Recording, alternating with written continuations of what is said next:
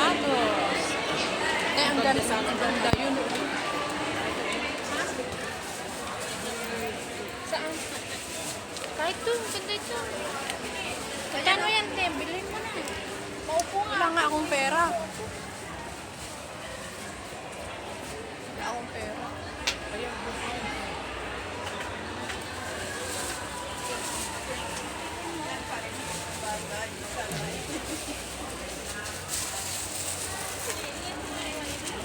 Yan, magpili tayo ng sapatos.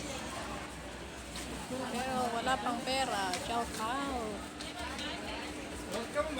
Shout out po sa mga gustong bumili ng sapatos. Dito po kayo sa city. Ayan o, 1KD lang. 1KD.